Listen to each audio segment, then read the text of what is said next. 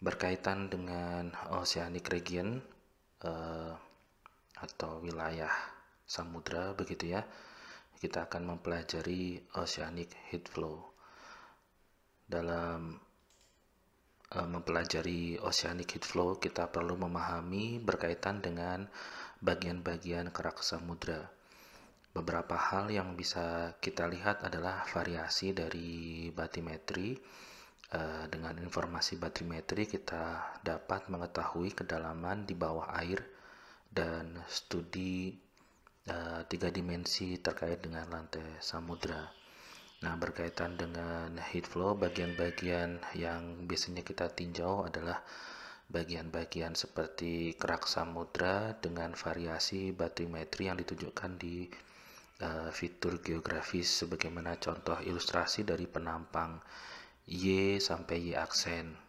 Nah, penampang Y sampai Y aksen ini kita bisa lihat ditunjukkan seperti ini. Di sini melintasi samudra ya Pasifik ya kurang lebih.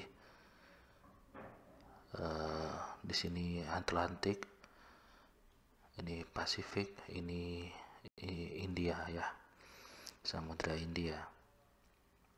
Oke, kembali ke penampang Y sampai Y aksen.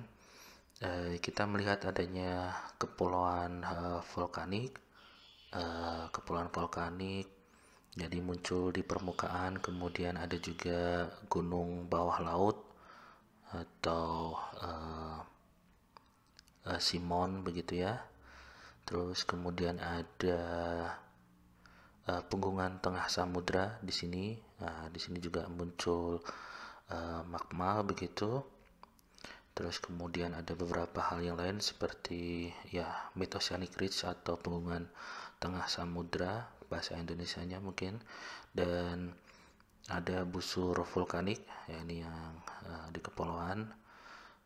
Nah, dari situ kita bisa mengenal beberapa hal dan kita akan lebih fokus terutama di bagian Mid-Oceanic Ridge atau MOR atau punggungan tengah samudra. Berkaitan dengan oceanic heat flow, kita akan lebih banyak membahas tentang hal ini.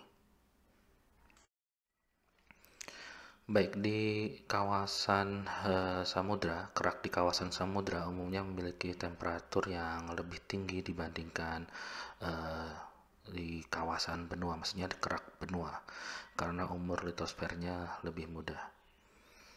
Jadi dari sini kita bisa melihat skala umur dari litosfer bergerak dari Mid-Oceanic Ridge pada umur yang lebih muda ditunjukkan dengan warna merah, dan semakin menjauhi tengah samudra menuju ke arah benua kontinen, menuju ke kerak kontinen begitu, akan memberikan umur yang relatif lebih tua.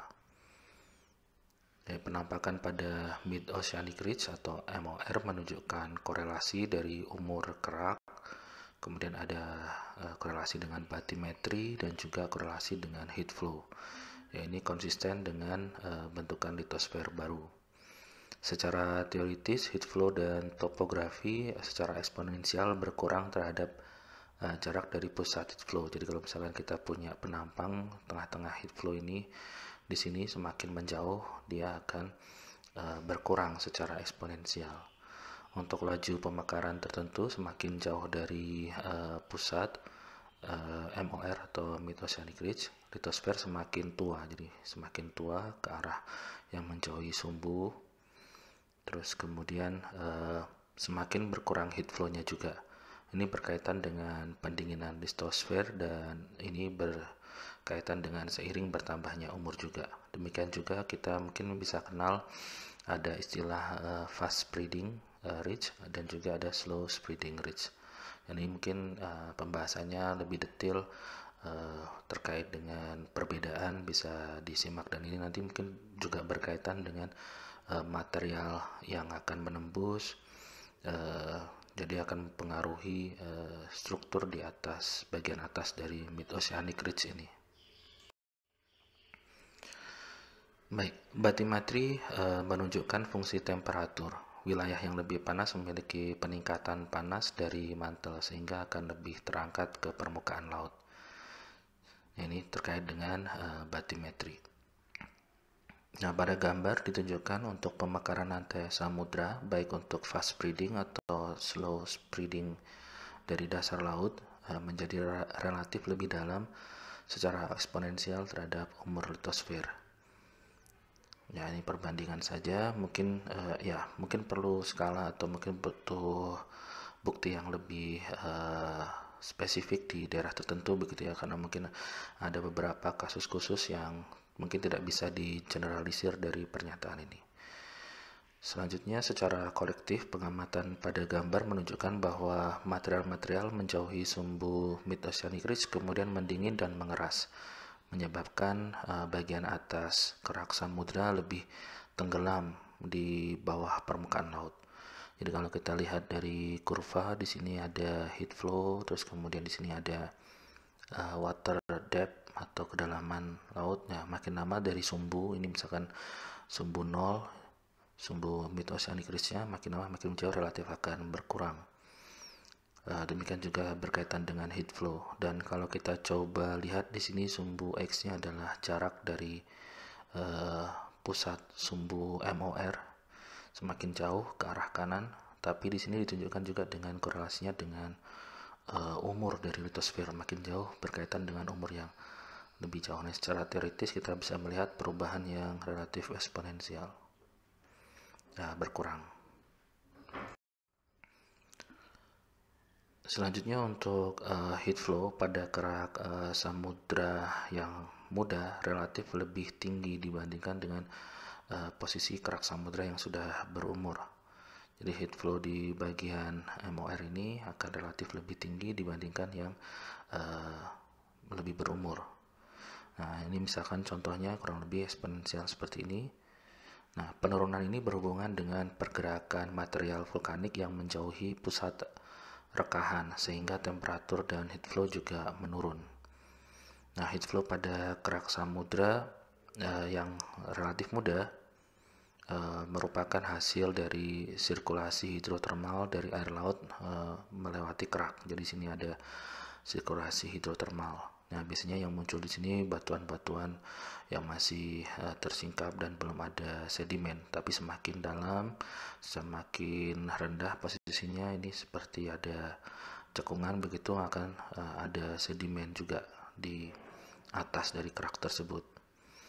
Heat flow biasanya tinggi di daerah dekat ventilasi air, ya ini di sekitar sini, ventilasi air panas maksudnya. Jadi di situ akan muncul panas karena ada sirkulasi dan kemudian di situ akan mengeluarkan temperatur, dan relatif rendah di mana air laut yang dingin memasuki kerak.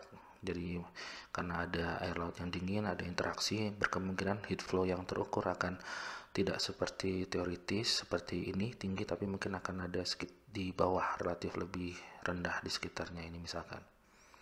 Ya, suhu air bisa mencapai 400 derajat Celcius pada sumbu di sekitar MOR.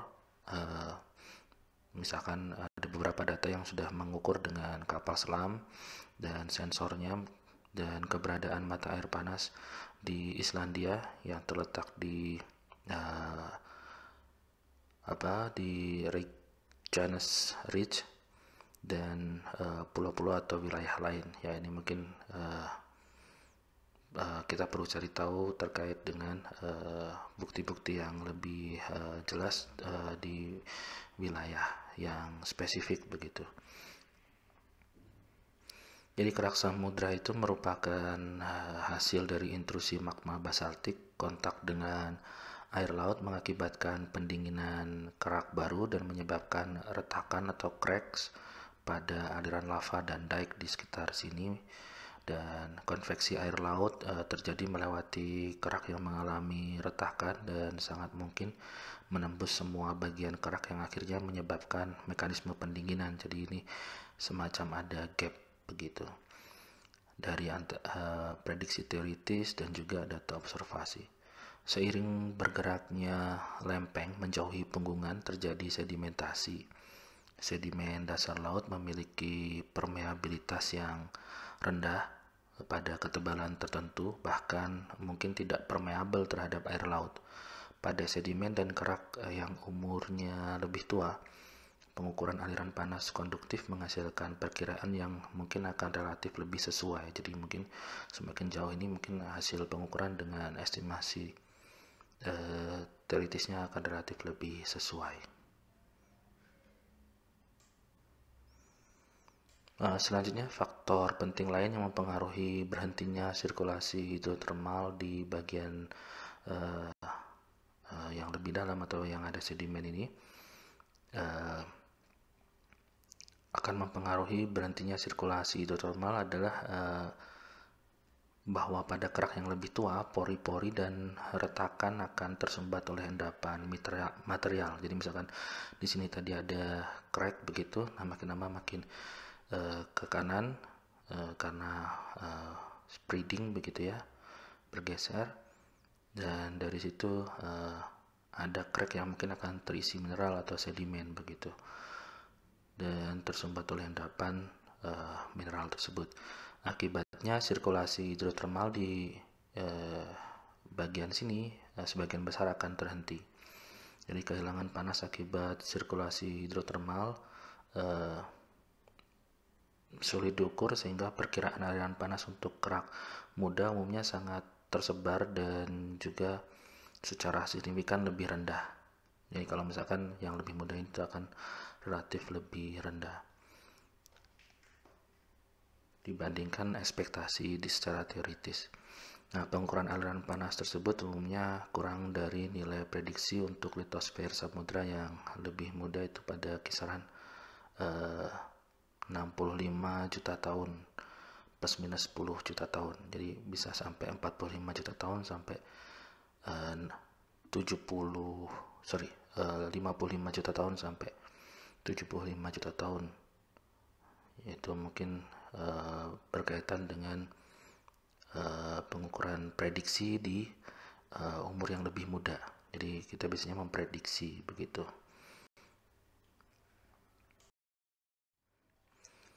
Nah, kurang lebih ini adalah contoh ilustrasi dari heat flow untuk posisi di tiga samudra utama. Ada Samudra India, kemudian Samudra Pasifik, dan juga Samudra Atlantik. Nah, kurang lebih secara teoritis kita punya